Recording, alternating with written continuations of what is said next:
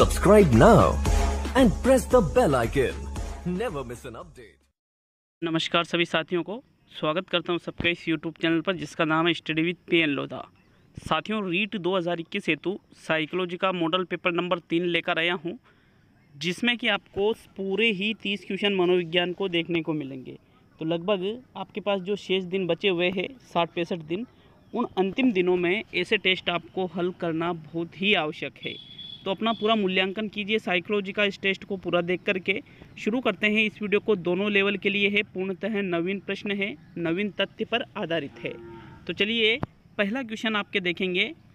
इनमें से कौन सी ग्रंथि व्यक्ति के संवेगात्मक पक्ष को प्रभावित करती है? पिट्यूटरी ग्रंथि, एड्रिनल ग्रंथि, थायराइड ग्रंथि और पिनियल ग्रंथि। तो देखो, जो अलग अलग ग्रंथियां हैं ये अलग अलग विकास के पक्ष होते हैं उनको प्रभावित करती है। तो उसी संबंध में आपकी जो एड्रिनल ग्रंथि है साथियों, ये व्यक्ति के संवेगात्मक पक्ष को प्रभावित करती है। कौन सी ग्रंथि? एड्रिनल ग्रंथि। विकल्प नंबर आपका 2 सही है प्रश्न संख्या 1 में। आगे बढ़ेंगे अब हम प्रश्न संख्या 2 पर। तो चलिए सेकंड क्वेश्चन पे आते हैं। आपके प्रश्न संख्या 2 है, मेरा रीट में सिलेक्शन होगा या नहीं? मेरा सिलेक्शन नहीं हुआ तो मैं क्या करूंगा? लोग मेरे बारे में क्या सोचेंगे? ये उपयुक्त उदाहरण है तनाव का, दबाव का, दुश्चिंता का और कुंठा का। तो प्रश्न संख्या 2 में आपको सही आंसर देना है।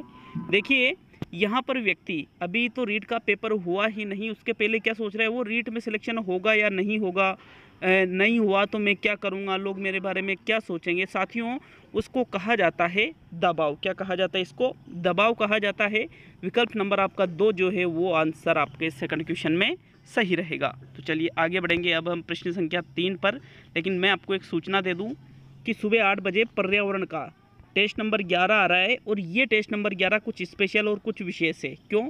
पूरे ही 30 प्रश्न मैंने यूँ मानो 4-5 प्रश्न जो शिक्षण विधियों के शामिल किए हैं उनको हटा करके बाकी के जितने भी क्वेश्चन बचे हैं अति विशिष्ट टेस्ट मान सकते हो पर्यावरण का, सुबह 8 बजे आने वाला। सारे ही प्रश्न कक्षा 3 से लेकर के कक्षा 12 तक की जो RBSC की किताबें हैं और जो आपके रीट का सिलेबस है, उन टॉपिक्स में से मैंने सारे प्रश्न उठाए साथियों। तो उस वीडियो को अवश्य देखिएगा, उसमें आपको बहुत कुछ नया सीखने को मिलने वाला है। तो चलिए नेक्स्ट प्रश्न नंबर 3 पर। साथियों, सभी को पता ही होगा कि संडे के दिन सुबह 8 बजे भी आपका मेगा टेस्ट है। तो इस मेगा टेस्ट की तैयारी जोरों से चल रही है और आप निश्चिंत होकर के टेस्ट दीजिएगा। बिल्कुल निःशुल्क टेस्ट है इसी YouTube चैनल पर। तो आपका अच्छा और वास्तविक मूल्यांकन 150 प्रश्नों का उस टेस्ट से होगा। बिल्कुल स्पेशल टेस्ट है। मैंने कहा था कि 100 रुपये देकर के भी आप ऐसा पेपर नहीं खरीद सकते हो। तो चलिए प्रश्न संख्या 3, इनमें से कौन सा एक सृजनात्मकता का सिद्धांत नहीं है? मनोविश्लेषणात्मक सिद्धांत, साहचर्यवादी सिद्धांत, अंतर्दृष्टिवाद का सिद्धांत और अस्तित्ववाद का सिद्धांत। तो बताइए सृजनात्मकता का सिद्धांत इनमें से कौन सा नहीं है? देखो, प्रश्न संख्या 3 में मनोविश्लेषणात्मक सिद्धांत भी सृजनात्मकता का सिद्धांत है, साहचर्यवादी सिद्धांत भी सृजनात्मकता का सिद्धांत है, अंतर्दृष्टिवाद का भी सृजनात्मकता का सिद्धांत है और अस्तित्ववाद का भी सृजनात्मकता का सिद्धांत है। इस प्रश्न को शामिल करने के पीछे मेरा उद्देश्य था कि आपको सृजनात्मकता के सारे ही सिद्धांत याद हो। साथियों, ये चारों ही सृजनात्मकता के सिद्धांत है। और ये जो मनोविश्लेषणात्मक सिद्धांत है, इसमें पूर्व चेतना सृजनात्मकता के विकास पर निर्भर करती है। पूर्व चेतना। जो आपके साहचर्यवादी सिद्धांत है, इसमें ये जो सृजनात्मकता है ये संयोगों के पुनर्गठन पर निर्भर करती है। जो अंतर्दृष्टिवाद का सिद्धांत है, इसमें अवबोध पर सृजनात्मकता निर्भर करती है साथियों। और जो अस्तित्ववाद का सिद्धांत है, इसमें मिलन और सामंजस्य पर सृजनात्मकता निर्भर करती है। ठीक है, इन तथ्यों को आपको याद रखना है कि कौन से सिद्धांत में सृजनात्मकता किस पर निर्भर करती है। यहाँ से भी प्रश्न आपके रीट में बन सकता है। तो आगे बढ़ेंगे प्रश्न संख्या 4 पर। चौथा क्वेश्चन देखो, आपके चौथा प्रश्न है, विकलांग बालकों को सरकार ने कब दिव्यांग बालक नाम दिया? 5 जून 2016, 20 नवंबर 2017, 15 अगस्त 2015 और 25 दिसंबर 2015। तो पहले जो विकलांग बालक है, ठीक है, पहले इनको विकलांग बालक कहते हैं, वर्तमान में इनको दिव्यांग कहते हैं। तो साथियों, दिव्यांग बालक सरकार द्वारा कब दिया गया इनको नाम, विकलांग बालकों को? तो राइट आंसर है 25 दिसंबर 2015 को प्रधानमंत्री नरेंद्र मोदी के द्वारा जो मन की बात कार्यक्रम होता है उसमें ही विकलांग बालकों को दिव्यांग बालक नाम दिया गया था। कब दिया गया था? 25 दिसंबर 2015। अच्छी तरह से इस चीज़ को याद रखना है, ये फैक्ट बहुत ही इंपॉर्टेंट है साथियों। तो चौथा विकल्प आपके चौथे क्वेश्चन में सही है। आगे बढ़ेंगे अब हम प्रश्न संख्या 5 पर। पाँचवा क्वेश्चन देखेंगे। प्रश्न संख्या 5 है आपके, व्यक्तित्व को शारीरिक संरचना के आधार पर किसने वर्गीकृत किया है? हिप्पोक्रेट्स ने, शेल्डन ने, आरबी केटल ने और आलपोर्ट ने। तो बताइए शारीरिक संरचना के आधार पर व्यक्तित्व का वर्गीकरण इनमें से किसके द्वारा किया गया है? तो मित्रों पांचवें क्वेश्चन का जो सही आंसर है, शारीरिक संरचना के आधार पर व्यक्तित्व का वर्गीकरण शेल्डन के द्वारा किया गया है। किसके द्वारा? शेल्डन के द्वारा। विकल्प नंबर आपका जो 2 है वही आपका सही आंसर है। और क्रेचमर ने भी किया था साथियों शारीरिक संरचना के आधार पर। क्रेचमर का भी वर्गीकरण जो है वो भी शारीरिक संरचना के आधार पर ही है। जो आलपोर्ट का वर्गीकरण है ये शीलगुण के आधार पर इन्होंने व्यक्तित्व को बांटा है। तो आगे बढ़ेंगे अब हम प्रश्न संख्या 6 पर। आपके यहाँ पांचवें क्वेश्चन में सेकंड विकल्प सही है। नेक्स्ट प्रश्न नंबर 6 को देखेंगे। तो मित्रों छठा क्वेश्चन, हेंस आइंजैक के अनुसार मानसिक रोग, क्षीण एकाग्रता, क्षीण स्मृति, असतर्कता, क्रूरता जैसे लक्षण किस व्यक्तित्व में पाए जाते हैं? बहिर्मुखता, अंतर्मुखता, मनस्तापिता, सांवेगिक स्थिरता। तो देखो ये जो प्रकार बताए गए हैं 4, ये सारे ही प्रकार हेंस आइंजैक ने ही बताए हैं। तो जो ऊपर जो लक्षण दिए गए हैं कि भाई मानसिक रोग से ग्रसित हो, क्षीण एकाग्रता मतलब कुछ ही समय के लिए एकाग्रता उसमें पाई जाती हो, क्षीण स्मृति कुछ देर ही याद रहता हो, असतर्कता हो, क्रूरता हो। साथियों ये लक्षण इन्होंने प्रश्न संख्या 6 में मनस्तापिता युक्त जो बालक होता है उसके अंतर्गत बताई है। विकल्प नंबर आपका 3 सही है प्रश्न संख्या 6 में। नेक्स्ट आगे बढ़ेंगे अब हम प्रश्न संख्या 7 पर। तो चलिए 7वां क्वेश्चन आपके प्रश्न संख्या 7 क्या पूछ रहे हैं आपसे देख लेते हैं। भाटिया बुद्धि परीक्षण में कितने उप परीक्षण होते हैं? 2, 4, 5 और 6। तो भाटिया बुद्धि परीक्षण का नाम सभी ने सुन रखा होगा। ये अलग से कोई परीक्षण नहीं है साथियों, इन्होंने 5 परीक्षणों को मिला करके एक नया परीक्षण दे दिया जिसको भाटिया बुद्धि परीक्षण के नाम से जाना जाता है। तो इसमें उप परीक्षणों की संख्या कितनी है? 5 है। थर्ड विकल्प सही है आपका प्रश्न संख्या 7 में। ये जो 5 परीक्षण है कौन कौन से है? एक है आपके कोहज ब्लॉक डिजाइन। क्या है? कोहज ब्लॉक डिजाइन। दूसरा इसमें आता है आपके पास एलोंग टेस्ट, पास एलोंग टेस्ट के नाम से इसको जानते हैं। तीसरा है पैटर्न ड्राइंग परीक्षण। और चौथा है इसमें तात्कालिक स्मृति। और पांचवा और अंतिम प्रकार का जो टेस्ट है वो है चित्र निर्माण। तो ये सभी आपको याद होने चाहिए। ये पांचों जो टेस्ट है ये किसके अंतर्गत आते हैं? भाटिया बुद्धि परीक्षण के अंतर्गत आते हैं। विकल्प नंबर कौन सा सही है आपका? थर्ड विकल्प 7वें क्वेश्चन में बिल्कुल सही है। तो चलिए अब हम प्रश्न संख्या 8 पे आते हैं। आपके 8वां प्रश्न देखते हैं साथियों 8वें क्वेश्चन को। क्रियात्मक अवस्था, सांकेतिक अवस्था, प्रतीकात्मक अवस्था किसके द्वारा बताए गए हैं? एडविन आर गुथरी के द्वारा, जेरोम एस ब्रूनर के द्वारा, जीन पियाजे के द्वारा और कर्ट लेविन के द्वारा। तो देखो ये जो उपरोक्त 3 अवस्थाएं बताई है, जैसे क्रियात्मक की भाई बालक क्रिया के माध्यम से सीखता है, सांकेतिक संकेतों के माध्यम से, प्रतीकात्मक प्रतीकों के माध्यम से। तो साथियों ये तीनों ही अवस्थाएं जेरोम एस ब्रूनर के द्वारा बताई गई है। किसके द्वारा? जेरोम एस ब्रूनर के द्वारा अपने सिद्धांत में ये अवस्थाएं बताई थी। विकल्प नंबर कौन सा सही है आपका? सेकंड विकल्प प्रश्न संख्या 8 में सही है साथियों। अब हम प्रश्न संख्या 9 को देखेंगे। तो चलिए 9वां क्वेश्चन देखते हैं। 9वें क्वेश्चन को, एक विद्यार्थी का तृतीय श्रेणी शिक्षक भर्ती में चयन नहीं हुआ तो वह दूसरों से कहता है कि यह नौकरी मेरे योग्य नहीं थी। यहाँ पर समायोजन की कौन सी युक्ति प्रयुक्त की जा रही है उस विद्यार्थी के द्वारा? परिमेयीकरण, शोधन, प्रत्यावर्तन और आत्मीकरण। तो बताइए 9वें क्वेश्चन में आपका कौन सा विकल्प सही है? जो विद्यार्थी है वो कौन सी युक्ति का प्रयोग कर रहा है? साथियों 9वें क्वेश्चन में जो राइट आंसर है वो रहेगा आपके परिमेयीकरण। विकल्प नंबर आपका 1 सही है 9वें क्वेश्चन में। परिमेयीकरण या इसको औचित्य स्थापना के नाम से भी जाना जाता है। किस नाम से? औचित्य स्थापना के नाम से कह दो, या फिर आप इसको युक्तिकरण कह दो, परिमेयीकरण कह दो, तीनों एक ही चीज़ होती है। तो इसमें क्या होता है? तार्किक मतलब कोई तर्क दिया जाता है असफलता के पीछे। ठीक है, यहाँ पर जिससे विद्यार्थी क्या कह रहा है कि ये नौकरी ही मेरे योग्य नहीं थी। ठीक, अब वो उसने तैयारी तो पूरी की थी, कोशिश पूरी की थी, लेकिन नहीं हुआ, ऐसा भी होता है। तो साथियों वहाँ पर ये जो विद्यार्थी है वो परिमेयकरण नामक युक्ति का प्रयोग कर रहा है। विकल्प नंबर आपका 1 सही है 9वें क्वेश्चन में। नेक्स्ट आगे बढ़ेंगे प्रश्न संख्या 10 पर। आशा है आप ऐसी युक्ति का प्रयोग आपको करने की ज़रूरत नहीं पड़े, सिलेक्शन आपका हो जाए। साथियों 10वां क्वेश्चन, रॉबर्ट एम गेने ने सीखने के कितने प्रकार बताए हैं? 7 प्रकार, 5 प्रकार, 5 प्रकार और 6 प्रकार। तो देखिए रॉबर्ट एम गेने ने सीखने के जो प्रकार बताए हैं उनकी संख्या आपसे पूछी जा रही है। तो प्रश्न संख्या 10 में आपके दूसरा विकल्प सही है। रॉबर्ट एम गेने के अनुसार सीखने के 8 प्रकार होते हैं। इसमें सर्वश्रेष्ठ प्रकार इन्होंने समस्या समाधान को बताया है। किसको बताया है? समस्या समाधान को सीखने का सर्वश्रेष्ठ प्रकार रॉबर्ट एम गेने के द्वारा बताया गया है। देखो अलग से कोई प्रकार इन्होंने नहीं दिए थे।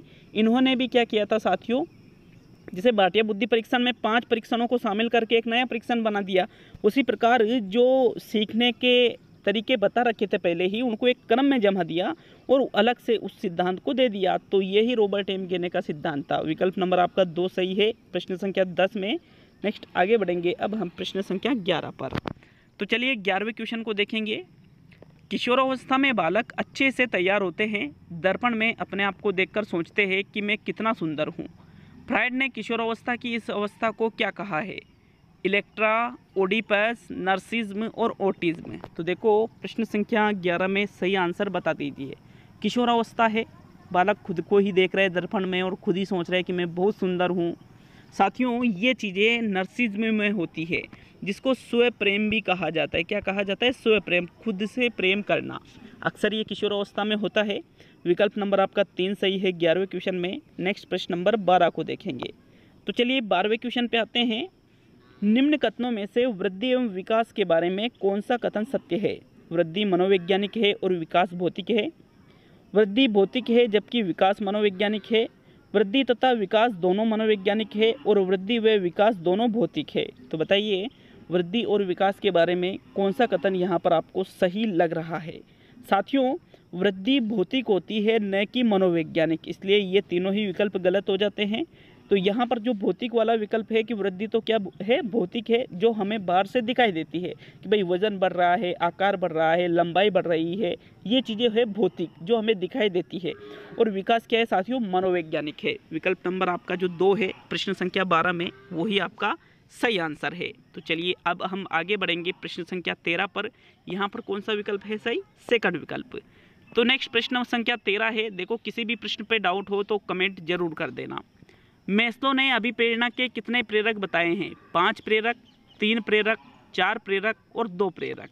तो जो प्रश्न संख्या जो 13 है थोड़ा सा सोच करके इसका आंसर दीजिएगा, क्योंकि इसमें क्या आप गलत कर सकते हो क्वेश्चन को। तो राइट आंसर जो है मैस्लो ने अभिप्रेरणा के 2 प्रेरक बताए हैं। अगर आप 5 पे हो तो आप मैस्लो के सिद्धांत पर चले गए, शारीरिक आवश्यकता वाले पे। लेकिन साथियों प्रेरक की पूछी है तो प्रेरक 2 है, एक तो जन्मजात प्रेरक और एक अर्जित प्रेरक। साथियों यहाँ पर ये दोनों ही प्रेरक मैस्लो ने अभिप्रेरणा के संदर्भ में बताए हैं। विकल्प नंबर 4 सही है। जबकि अगर यूँ पूछता कि मैस्लो ने अपने सिद्धांत में कितनी अवस्थाएँ बताई है, मतलब कितनी आवश्यकताएँ बताई है, तो फिर वहाँ पर 5 होता आपका राइट आंसर। ठीक इस चीज़ को आपको अच्छे तरीके से याद रखना है। 4th विकल्प आपके 13वें क्वेश्चन में सही है। अब हम आगे बढ़ेंगे प्रश्न संख्या 14 पर। तो चलिए 14वें क्वेश्चन को देखेंगे। सीखना है ज्ञान का स्तर, ज्ञान की ऊष्मा, प्राणी मात्र के व्यवहार में सुधार लाना और प्राणी मात्र के व्यवहार को प्रेरित करना। तो साथियों सीखना, इनमें से सही विकल्प कौन सा है सीखने से संबंधित? देखो ज्ञान के स्तर को हम सीखना नहीं कहते हैं, ना ही ज्ञान की ऊष्मा को सीखना कहते हैं। तीसरा या चौथा कौन सा विकल्प होगा? तो राइट आंसर है आपके प्राणी मात्र के व्यवहार में सुधार लाना ही सीखना होता है। 3rd विकल्प आपके सही है। व्यवहार को प्रेरित करने का कार्य अभिप्रेरणा के द्वारा किया जाता है, सीखना नहीं है वो। ठीक है, 3rd विकल्प आपके 14वें क्वेश्चन में सही है। साथियों प्रश्न संख्या 15 पे आते हैं। तो चलिए प्रश्न संख्या 15 को देखेंगे। आपके 15वां क्वेश्चन। निर्मितवाद अधिगम के संबंध में असत्य कथन है। अधिगमकर्ता समावेशक है, विचारों को आकार देते हुए अर्थ निर्माण करता है। देते हुए अर्थ निर्माण करता है, ये थोड़ा इधर उधर हो गया, यहाँ पर देते हुए अर्थ निर्माण करता है ऐसे लिखा था। निरीक्षण करने वाला है और ज्ञान शिक्षक द्वारा छात्रों को स्थानांतरित किया जाता है। तो बताइए इनमें से निर्मितवाद के संबंध में कौन सा कथन आपको असत्य लग रहा है।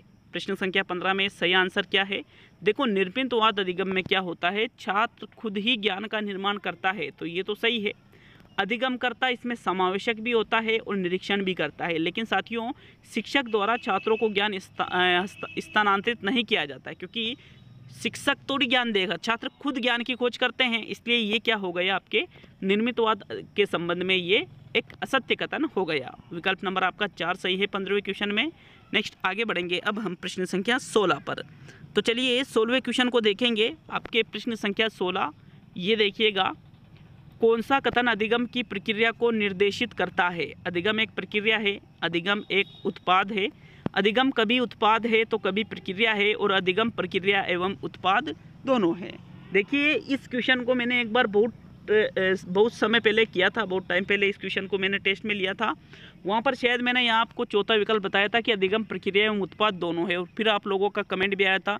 हालांकि मैंने 2-3 बुक में देखा तो कहीं पर आपको चौथा विकल्प मिला था और कहीं पहला, लेकिन साथियों निष्कर्ष जब इसका निकला तो प्रथम विकल्प ही इसका सही है कि अधिगम क्या है, एक प्रक्रिया है। Learning is a process, only प्रक्रिया है, नॉट प्रोडक्ट। तो यहाँ पर चौथा विकल्प सही नहीं है, ओनली यहाँ प्रथम विकल्प सही है। अधिगम को क्या माना जाता है, एक प्रक्रिया माना जाता है। विकल्प नंबर आपका 1 सही है 16वें क्वेश्चन में।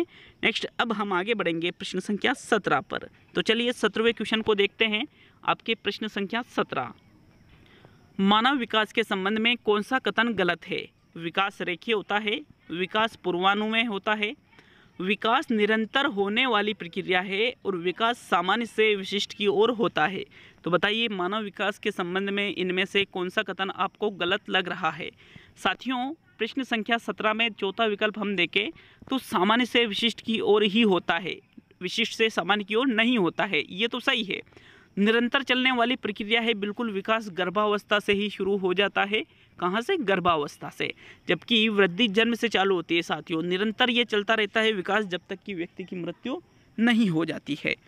इसके बाद में विकास पूर्वानुमेय भी होता है, इसका आप पूर्वानुमान लगा सकते हो, लेकिन विकास रेखीय होता है, रेखीय नहीं होता है। साथियों विकास कभी भी रेखीय नहीं होता है, बल्कि विकास वर्तुलाकार होता है। कैसा होता है, विकास वर्तुलाकार। विकल्प नंबर जो आपका 1 है ये विकास के संबंध में गलत कथन है, इसलिए आपके प्रथम विकल्प ही 17वें क्वेश्चन में सही आंसर होगा। तो चलिए अब हम प्रश्न संख्या 18 पे आते हैं। आपके 18वां क्वेश्चन, प्रश्न संख्या 18 है मित्रों, निम्न में से कौन सा अधिगमकरण का सिद्धांत नहीं है।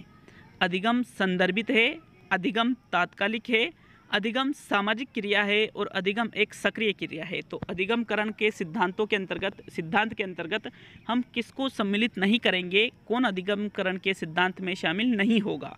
तो साथियों अधिगम को एक सक्रिय क्रिया माना जाता है, सक्रिय एक्टिव रहकर हम किसी तथ्य को या कोई ज्ञान को अर्जित करते हैं। सामाजिक क्रिया भी अधिगम को माना जाता है, संदर्भित भी माना जाता है, लेकिन साथियों तात्कालिक, अधिगम तात्कालिक नहीं होती है, अंतर्दृष्टि या फिर स्मृति होती है तात्कालिक, साथियों रटंत प्रणाली पर जो आधारित है। देखो इसलिए आपका जो सेकंड विकल्प है ये अधिगमकरण के सिद्धांत में नहीं है, क्योंकि ये गलत है। अधिगमकरण के सिद्धांत में अधिगम को तात्कालिक प्रक्रिया नहीं माना जाता है, अधिगम में समय लगता है। विकल्प नंबर आपका 2 सही है प्रश्न संख्या 18 में। अब हम आगे बढ़ते हैं प्रश्न संख्या 19 की ओर। तो चलिए 19वें क्वेश्चन को देखेंगे। एक बात और बता दूं कि जो संडे को जो टेस्ट बन रहा है सबसे ज़्यादा मेहनत लगी उसमें आज तक की सबसे ज़्यादा मेहनत।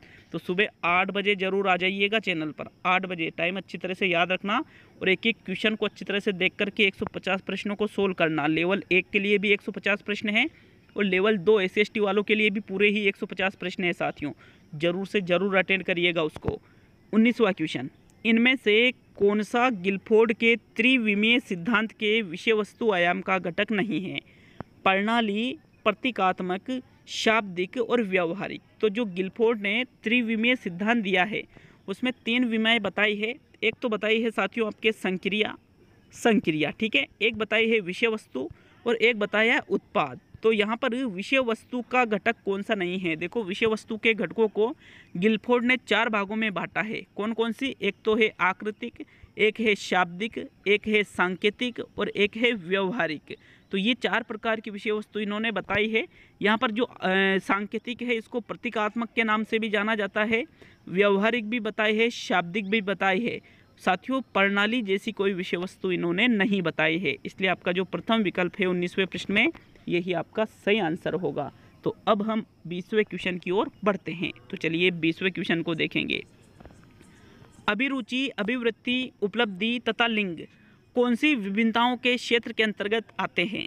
व्यक्ति की आंतरिक विभिन्नताएं, सामाजिक विभिन्नताएं, वैयक्तिक विभिन्नताएं और चारित्रिक विभिन्नताएं। तो बताइए इनमें से ये जो ऊपर आपको तथ्य दिए गए हैं, जैसे अभिरुचि है, उसकी अभिवृत्ति है, दृष्टिकोण, उसकी जो उपलब्धियां हैं, उसका जो लिंग है मतलब वो पुरुष है या स्त्री है। साथियों ये चीज़ें वैयक्तिक विभिन्नताओं को प्रदर्शित करती है, आंतरिक विभिन्नताएं नहीं, इसमें बाहरी विभिन्नता भी आपके दे रखी है साथियों। इसलिए आपका जो थर्ड विकल्प है प्रश्न संख्या 20 में यही आपका सही आंसर है। अगर आप पहले विकल्प पर हो तो आप गलत हो वहाँ पर। नेक्स्ट हम आगे बढ़ते हैं प्रश्न संख्या 21 पर। तो आपके प्रश्न संख्या 21 को देखेंगे। 21वें क्वेश्चन पे आपसे पूछा जा रहा है साथियों, बहुविध चिंतन का संबंध है बुद्धि से, सृजनात्मकता से, अनुकरण से और मॉडलिंग से। आशा आपको वीडियो अच्छा लग रहा होगा। अगर आपको अच्छा लग रहा है तो एक लाइक ज़रूर करके जाइएगा। लाइक का टारगेट रखते हैं 2000 का। 2000 लाइक हो जाना चाहिए 3 दिन के अंदर अंदर, तब जाके इस वीडियो का मज़ा आएगा साथियों, वरना फिर वो बात नहीं रहती है। तो देखो जो बहुविध चिंतन है इसका संबंध सृजनात्मकता से लिया जाता है। बहुविध चिंतन को ही अपसारी चिंतन के नाम से भी जाना जाता है साथियों। विकल्प नंबर आपका जो 2 है प्रश्न संख्या 21 में ये आपका राइट आंसर है। अब हम प्रश्न संख्या 22 पे आते हैं। वीडियो के लास्ट में कमेंट करके भी जरूर जाइए कितने क्वेश्चन आपने सही किए हैं। एकाधिक बुद्धिमानी का सिद्धांत कहता है कि प्रभावी अध्यापन के द्वारा बुद्धि बढ़ाई जा सकती है, बुद्धि तेजी से बढ़ाई जा सकती है, बुद्धि कई प्रकार की हो सकती है और इनमें से सभी। तो जो एक सिद्धांत है एकाधिक बुद्धिमानी का सिद्धांत, ये क्या कहता है? 22वें क्वेश्चन में राइट आंसर बताइएगा। देखिए प्रश्न संख्या 22 में जो एकाधिक बुद्धिमानी का सिद्धांत है साथियों ये कहता है कि बुद्धि कई प्रकार की होती है। इसमें एकाधिक का विच्छेद करोगे तो एक प्लस अधिक से एकाधिक शब्द बना है आपके। एकाधिक का मतलब एक से अधिक प्रकार की बुद्धि, तो बुद्धि कई प्रकार की हो सकती है साथियों। विकल्प नंबर आपका कौन सा सही है? थर्ड विकल्प 22वें क्वेश्चन में सही रहेगा। अब हम आगे बढ़ेंगे प्रश्न संख्या 23 की ओर। तो चलिए आते हैं प्रश्न नंबर 23 पर। देखते हैं आपके प्रश्न संख्या 23 को क्या पूछा जा रहा है आपसे। उपलब्धि अभिप्रेरणा का सिद्धांत किसके द्वारा दिया गया था? जेबी वाटसन ने उपलब्धि अभिप्रेरणा का सिद्धांत दिया था, डेविड मैक्लेलैंड ने उपलब्धि अभिप्रेरणा का सिद्धांत दिया था, सिगमंड फ्रायड ने उपलब्धि अभिप्रेरणा का सिद्धांत दिया था या कार्ल युंग ने उपलब्धि अभिप्रेरणा का सिद्धांत दिया था? तो प्रश्न संख्या 23 में सही आंसर बताओ। उपलब्धि अभिप्रेरणा का सिद्धांत इनमें से किसके द्वारा प्रस्तुत किया गया है? 23वें क्वेश्चन में जो सही आंसर है साथियों डेविड मैक्लेलैंड के द्वारा उपलब्धि अभिप्रेरणा का सिद्धांत दिया गया था। विकल्प नंबर आपका 2 सही है 23वें क्वेश्चन में। उपलब्धि अभिप्रेरणा के सिद्धांत में क्या होता है कि जो व्यक्ति जिसके अंदर उपलब्धि अभिप्रेरणा पाई जाती है वो हमेशा कुछ ना कुछ करता ही रहता है, हमेशा जीवन में आगे बढ़ने का उसमें एक तरह से साहस होता है, हमेशा ऐसे कार्य करता है जिसमें उसके मान सम्मान में कभी भी हानि नहीं हो और वो सामाजिक रूप से उच्च प्रतिष्ठा प्राप्त करे, समाज में उसका अच्छा स्थान हो। साथियों ऐसे लोगों में उपलब्धि अभिप्रेरणा पाई जाती है। विकल्प नंबर आपका 2 सही है 23वें क्वेश्चन में। नेक्स्ट अब हम आगे बढ़ेंगे प्रश्न संख्या 24 पर। तो चलिए 24वें क्वेश्चन को देखेंगे। आपके प्रश्न संख्या 24 है, ये देखिए, निम्न में से कौन सा शिक्षण का स्तर नहीं है? शिक्षण का स्तर नहीं है। परावर्ती स्तर, अवबोध स्तर, स्मृति स्तर और अभिप्रेरणा स्तर। तो शिक्षण के स्तरों में इनमें से किसको सम्मिलित नहीं किया जाएगा? प्रश्न संख्या आपको 24 में सही आंसर देना है। बताइए साथियों 24वें क्वेश्चन का सही आंसर। तो देखो शिक्षण के 3 स्तर बताए गए हैं, एक तो परावर्ती स्तर, एक अवबोध स्तर, एक स्मृति स्तर, लेकिन अभिप्रेरणा का स्तर शिक्षण के स्तरों में सम्मिलित नहीं किया जाता है। तो यही आपसे पूछ रहा था, अर्थात आपका जो चौथा विकल्प है प्रश्न संख्या 24 में ये आपका राइट आंसर है साथियों। अब हम आगे बढ़ेंगे प्रश्न संख्या 25 की ओर। तो देखते हैं प्रश्न संख्या 25 को क्या पूछा जा रहा है आपके 25वें क्वेश्चन में। शिक्षण के कितने चर होते हैं? 1, 2, 3 और 4। बताइए शिक्षण के चरों की संख्या कितनी होती है? प्रश्न संख्या 25 में सही विकल्प का चुनाव करो। तो साथियों शिक्षण के चरों की संख्या 3 होती है। कितनी? 3। कौन कौन से 3 चर होते हैं? एक तो होता है आपके आश्रित चर, एक होता है आपके मध्यस्थ चर और एक होता है आपके स्वतंत्र चर। स्वतंत्र चर में शिक्षक आता है, आश्रित चर में विद्यार्थी आता है, मध्यस्थ चर में पाठ्यक्रम आता है। ठीक है, याद रखना इस चीज़ को, ये भी बार बार क्वेश्चन कहीं ना कहीं पूछ लिया जाता है। थर्ड विकल्प आपके 25वें क्वेश्चन में सही है। अब हम आगे बढ़ेंगे प्रश्न संख्या 26 पर। चलिए 26वें क्वेश्चन को देखते हैं। प्रश्न संख्या 26, एनसीएफ 2005 किस प्रकार की शिक्षण प्रणाली को प्रोत्साहित करता है? समावेशी शिक्षण प्रणाली को प्रोत्साहित करता है, एकीकृत शिक्षण प्रणाली को प्रोत्साहित करता है, या विशेष शिक्षण प्रणाली को प्रोत्साहित करता है, अथवा नियमित प्रणाली को प्रोत्साहित करता है? विकल्प नंबर कौन सा सही है? प्रश्न संख्या 26 में कौन सा आंसर आपका राइट रहेगा? बता दीजिए 26वें क्वेश्चन का सही आंसर। तो देखो 26वें क्वेश्चन में एनसीएफ 2005 समावेशी शिक्षण प्रणाली को प्रोत्साहित करता है। समावेशी शिक्षण प्रणाली का मतलब क्या हुआ? जिसमें जो सामान्य बालक है, जो मंदबुद्धि बालक है, जो प्रतिभाशाली बालक है, बिना किसी भेदभाव के, चाहे वो गरीब बालक हो अमीर बालक हो, सभी एक ही कक्षा में सभी का अध्ययन कराया जाए। तो साथियों वो होती है समावेशी शिक्षा, बिना किसी भेदभाव के सभी को एक समान शिक्षा प्रदान करना। विकल्प नंबर आपका 1 सही है प्रश्न संख्या 26 में। नेक्स्ट आगे बढ़ेंगे प्रश्न संख्या 27 पर। तो चलिए 27वां क्वेश्चन, वीडियो लास्ट की ओर बढ़ रहा है साथियों। अभी भी वीडियो को लाइक नहीं किया है तो लाइक जरूर कर दीजिएगा। प्रश्न संख्या 27 है, ब्रिजेस के अनुसार जन्म के समय बालक में भय नामक संवेग होता है, प्रेम नामक संवेग होता है, संवेग नहीं होता है बल्कि उत्तेजना होती है, और इनमें से सभी। तो साथियों ब्रिजेस का नाम यहाँ पर संवेगात्मक विकास के अंतर्गत लिया जाता है। तो इनका मानना था कि जब बालक का जन्म होता है तो उस समय बालक में कोई भी संवेग नहीं होता है, बल्कि जो उसकी क्रियाएं हैं वो उत्तेजना पर आधारित होती है। विकल्प नंबर आपका कौन सा सही है? थर्ड विकल्प 27वें क्वेश्चन में बिल्कुल सही रहेगा साथियों। नेक्स्ट आगे बढ़ेंगे प्रश्न संख्या 28 पर। संवेगों की बात ही चल रही है तो जो भय, प्रेम, क्रोध, साथियों ये चीज़ें प्राथमिक संवेगों के अंतर्गत आती है। तो चलिए 28वें क्वेश्चन को देखेंगे। आपके 28वां प्रश्न, निम्नलिखित में से कौन सी लॉरेंस कोहलबर्ग के द्वारा प्रस्तावित नैतिक विकास की एक अवस्था है? प्रसुप्ति अवस्था, मूर्त संक्रियात्मक अवस्था, उद्योग बनाम अधीनता अवस्था, और सामाजिक अनुबंधन अभिविन्यास की अवस्था। तो यहाँ पर जो लॉरेंस कोहलबर्ग ने अपने सिद्धांत में एक अवस्था बताई है, कौन सी है यहाँ पर वो? तो साथियों प्रसुप्ति जो अवस्था है ये सिगमंड फ्रायड के द्वारा बताई गई है, ये आपका राइट आंसर नहीं है।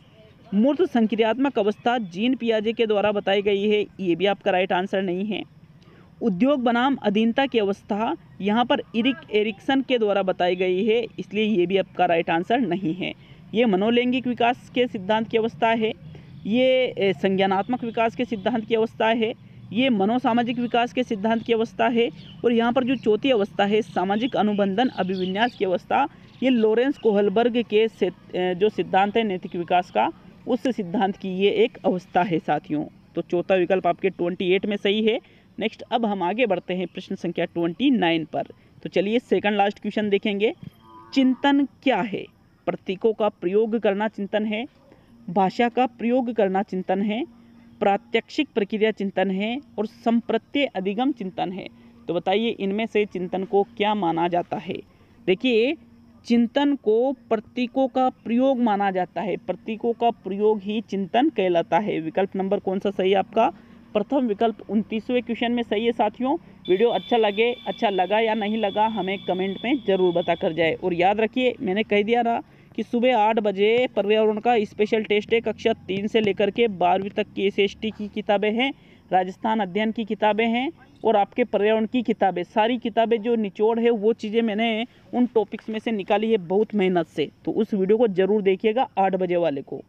तो आज का अंतिम और 30वां क्वेश्चन, अस्मिता के विकास के लिए सबसे महत्वपूर्ण समय है बाल्यावस्था, किशोर अवस्था, प्रौढ़ावस्था और वृद्धावस्था। तो बालक में यदि हमें अस्मिता का विकास करना है साथियों, तो इसके लिए सबसे महत्वपूर्ण समय किसको माना जाता है? 30वें क्वेश्चन में राइट आंसर बता दीजिए आपका कौन सा विकल्प इसमें सही है। तो चलिए इसका आंसर भी देख लेते हैं।